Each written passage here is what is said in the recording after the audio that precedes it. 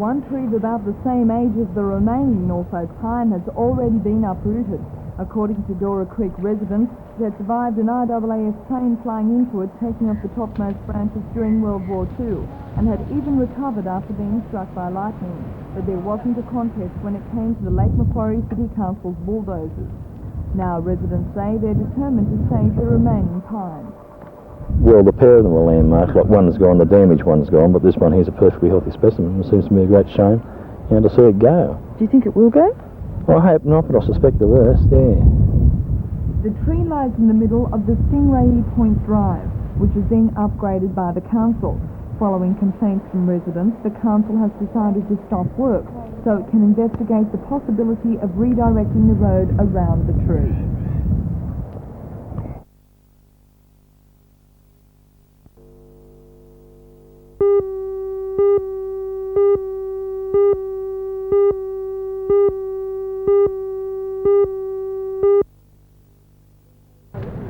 In they march, determined to let the powers that be know that they mean business.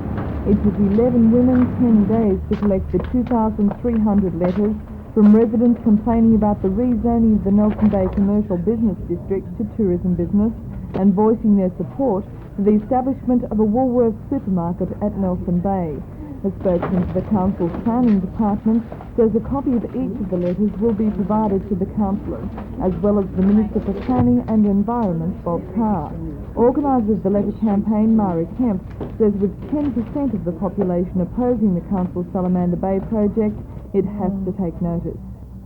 We had so many housewives coming to us and wondering what they could do. They wanted a big store in the bay. They weren't ready for Salamander. And myself and another shopkeeper at Coral Rice, we were really inundated. So someone said to me one day, "What are you going to do about it?" I said, "Well, no one's asked the women in the bay what they think. Let's ask them." And what were some of the reactions you got from the people? What did you find during the survey? We found that there was an overwhelming response to a Woolworths variety store in the bay. We found that there was a huge groundswell against the council for its actions towards the supermarket development and against the Salamander.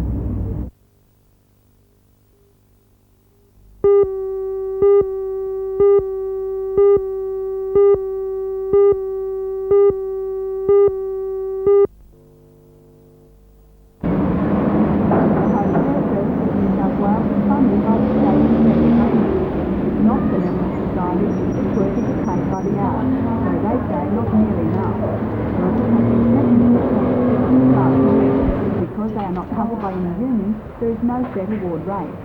And what we would have to if we were in a shop assistant's job or anything the largest else. branch in Newcastle. And she says fighting it's between just to make it a little bit more. Of the service is one reason why a wage increase can't be fixed. There's too many now trying to get coverage of us. It started off with in 1981, I think it was, the Social Welfare Workers Union tried to get coverage. Then we had the Public Service Association. They tried to get coverage. So with all of these people intervening, it keeps delaying any decisions. Now the Miscellaneous Workers Union are seeking coverage. So that we now have 3 different unions trying to get coverage of home care. Mrs Foster believes another obstacle is the state government's unwillingness to have welfare workers covered by an award. Do you think it's a case of the government avoiding setting a precedent? After all, if home care workers get coverage, other welfare workers may well seek it also. Well, they'd have to. They'd have to have a coverage, and that's why whoever does get coverage will have to cover all welfare type work, whether you work for St Vincent's de Paul or whether you work for a government agency. Mrs Jean Simons is typical of the 580 people assisted by Home Care's Hamilton branch. She lives in a Housing Commission block and relies on home care for her shopping, heavy cleaning, washing and companionship.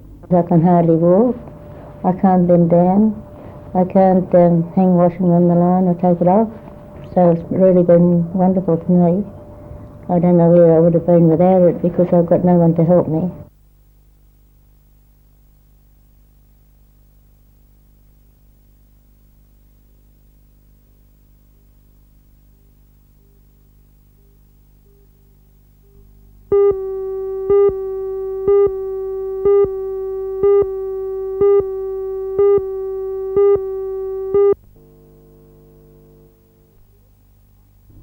award, which is sponsored by Newcastle Trades Hall, is given for an outstanding achievement in the field of labour history. The winner for 1984, announced at a Trades Hall Council meeting last night, was Rhonda Peel, an honoured graduate and part-time tutor in history at Newcastle University. The winning thesis is called The First Rescue Station, a history of the development of a mine rescue organisation on the Northern District coalfield. She concentrated on the first established station at South Maitland. Mr Alex Dowling, Secretary of the Trades Hall Council from 1947 to 1969, presented the $200 award. Alex, you just go it. That's it. Okay.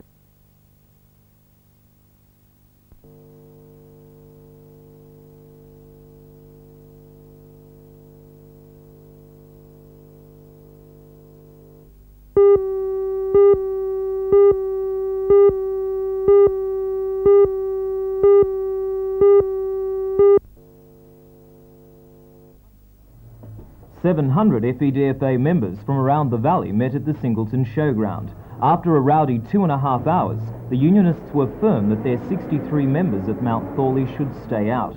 The strike has been sparked by the introduction by the mine owners RW Millers of a huge new front-end loader. The machine requires only one driver, but the miners want 2 crew members, as with similar vehicles in the industry. The union suggests the second man would be used as a relief operator. When he is not needed, he would be used for safety and maintenance. RW Millers has squashed the proposal. The miners say using only one driver would set a precedent for the industry. They want industry-wide talks on the employment effects of the new loader and other new technology. And we've suggested to them on a number of occasions that the matter needs to be addressed by the industry, that we need to develop some understanding as to how bigger and better machines with higher productive capacities might be handled. And we've suggested that to enable that to happen, they should set the machine to one side and allow us to discuss the thing with those relevant people in the industry. And of course that involves the unions and the owners at national level.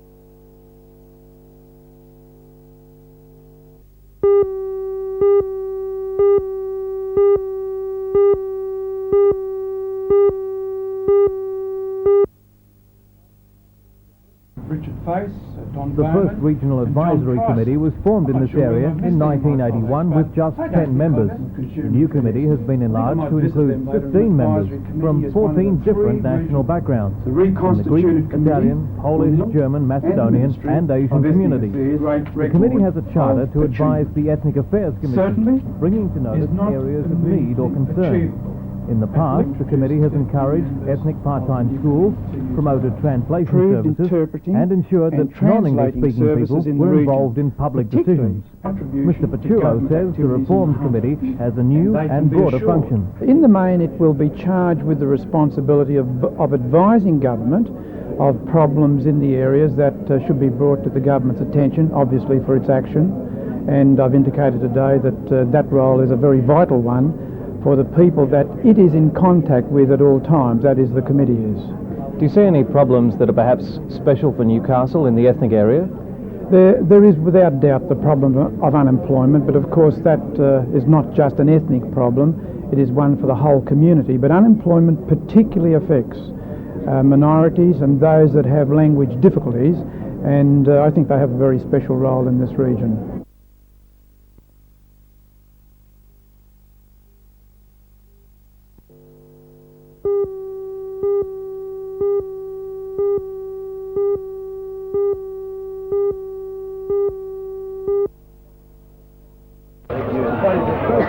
Brothers being unable to post a win in the NFL competition. They lost their first match and were unlucky to only score a draw against Marconi last week. In the NFL Cup competition, however, it's been a different story. The momentum that took them on to win the Cup last year seems to be coming back. Last Wednesday night, they downed Wollongong 3-2 in their Cup clash, thanks largely to a brave performance by midfielder John Macquarie. Macquarie, still recovering from a car accident 3 weeks ago, and with his head heavily strapped, scored Rosebud's winning goal in Victorian's man of the match. His injury caused some slight worries in that match, but it's training tonight he said it's clear. I got a couple of stings from a few headers on Wednesday night, but it's all right. Tomorrow night, however, at Adamstown Oval, Macquarie's worries will be doubled when he faces the star-studded Croatian midfield. Croatia already boasted two of the strongest midfielders in the game, in Socceroo, Wally Zavor and Jim Matikas, and today, to put the icing on the cake, they signed up President Zarko Oznikov for a reported $21,000 transfer fee.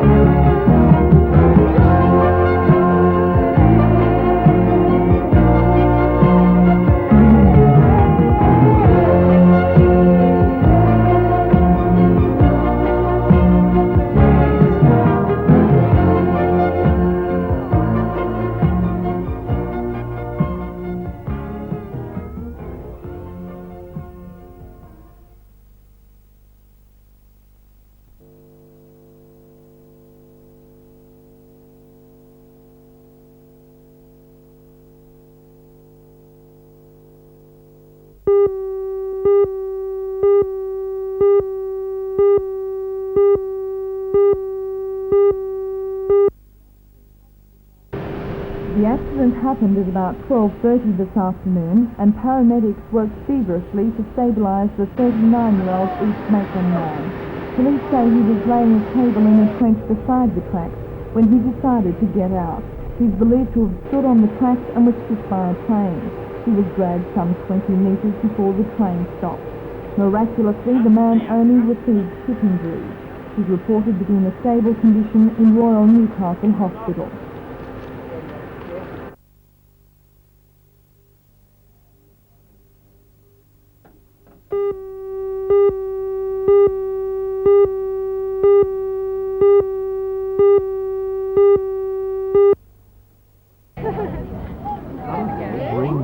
Toys, games and tiny children. That was the recipe for Parkinson's Guns Anglican Church Hall in Raymond Terrace, where the National Pleasures Day was celebrated. The Pleasures Association began in Sydney in 1972, restored the needs of children affected with NBN. The idea has boomed, and in New South Wales alone there are more than 700 playgroups serving at least 200,000 families. The voluntary organisation gives mum and dad free technology and provides playmates for the kids. An even larger group gathered at Lantern Park to celebrate, opening the whole world of messy games to the young. We get together with other children to do painting. So just look at them and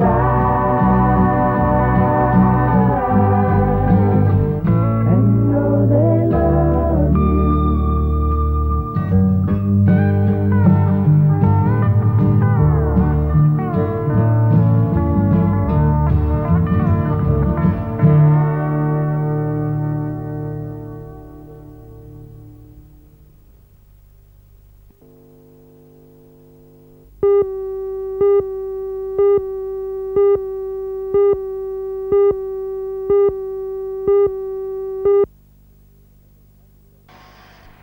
The Metal Trades Federation says 200,000 full-time jobs have been lost in Australia's manufacturing industry since 1971. Thousands of factories have closed and some industries have disappeared completely. Where once we led the world in the manufacture of farming machinery, nearly all is now imported. And 51% of Australia's market for metal engineering products is now taken by import. Manufacturing jobs, not excuses, calls for government, unions and consumers to promote the Strait made products. Delegates from metal unions in Newcastle met at the Workers' Club today to find out how they can support the campaign. What we're seeking is to get the government to adopt what many overseas countries have, and that is assistance to sectors of the industry to preserve a manufacturing base. That assistance isn't going to be along the traditional lines of tariffs, etc., but there's a whole number of options open to the government to step in now and turn the situation around. Dave, when you say options, do you mean simply an injection of government funds? No, we see the whole question of the introduction of technology transfer and things of that nature being injected into the industry. We recognise that there is a technology lag, but that can be overcome. Now, it's not necessarily a matter of just injecting funds in. What we're talking about is the upgrading, if you like, the modernisation of Australian industry side by side with the redevelopment of it.